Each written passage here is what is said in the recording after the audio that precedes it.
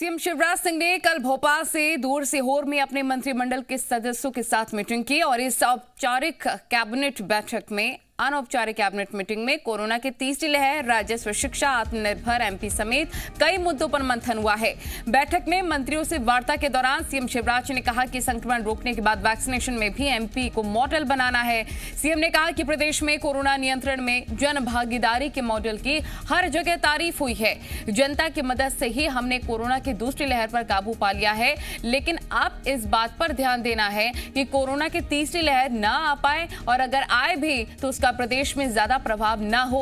CM ने मंत्रियों से कहा कि हमें आत्मनिर्भर एमपी की रोडमैप को गति देकर आत्मनिर्भर मध्य प्रदेश के सपने को पूरा करना होगा।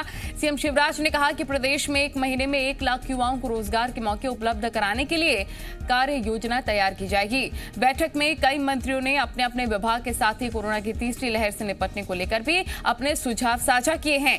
बैठक में इस बात पर विस्तार से चर्चा भी हुई कि मध्य प्रदेश में कोरोना संक्रमण की तीसरी लहर को हावी न होने दिया जाए। वैक्सीनेशन को जन अभियान कैसे बनाएं? साधारण तरीके से नहीं, जुलाई से पर्याप्त डोजेज प्राप्त होना शुरू हो जाएंगे हमको। मध्य प्रदेश कोविड के संक्रमण को रोकने में एक मॉडल के रूप में सामने आ गया। वैक्सीनेशन में भी हम मॉडल कैसे बन जाए, इसके बारे में हमको चर्चा करनी है। सीहोर में शिवराज कैबिनेट की अनौपचारिक बैठक के बाद मंत्रियों ने बैठक में हुई चर्चा के लिए लिए गए फैसले के बारे में बताया। रोजगार की अवसर कैसे बढ़े, उनको कहां नौजवानों को रोजगार मिल सकता है, तो उसको बढ़ाने के लिए उनको स्किल्ड, उनको कौशल, उनके अंदर विकास उनका कैसे हो, ये संभावनाएं पे मंथन हुआ और उनको कहां रोजगार मिल सकता है। चाहे रोजगार का विषय हो, चाहे विकास के विषय हो, चाहे शिक्षा के बारे में हो, इससे कई विषयों पे चर्चा करके आगे की योजना बनाने की हमारी एक तेजी से तैयारी हुई। तो ऐसे जो शासन की योजनाएं हैं वो उनका ठीक से ट्रांसपेरेंट नीचे तक लाभ कैसे पहुंच सकता है, कोई ब्लॉकेज ना हो, उसमें लुब्रिकेशन कैसे हो सकता है। तो हम लोगों को एक निर्देश भी दिया है कि सिंहावलोकन बोलते हैं, आगे भी चलना लेकिन पीछे मुड़ के भी देखते जाना। ऐसी सिंहावलोकन की दृष्टि से आज ये बहुत महत्वपूर्ण बैठक हुई है।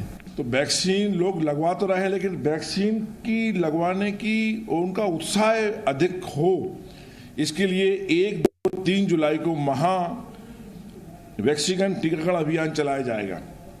ये निर्णय आज लिया है, जिसमें सारे मंत्री भाग लेंगे, सारी हमारी जिला क्राइसिस मैनेजमेंट कमेटियां लेंगी, ब्लॉक कमेटियां लेंगी और यहाँ तक कि पंचायत कमेटियां भी लेंगी। पूरे प्रदेश में मैं समझता हूँ देश में पहली बार इतना अधिक एक साथ में वैक्सीन लोगों को लगवाई जाएगी। मध्य प्रदेश के कार्य योजना को लेकर के, सरकार की योजनाओं को लेकर के मंथन चल रहा है, जिसमें स्कूल शिक्षा विभाग के सीएम राइस योजना है, उस पर व्यापक चर्चा हुई है। आगामी वर्ष में हम उस योजना के माध्यम से अच्छे सर्व सुविधा स्कूल प्रारंभ करने जा रहे हैं।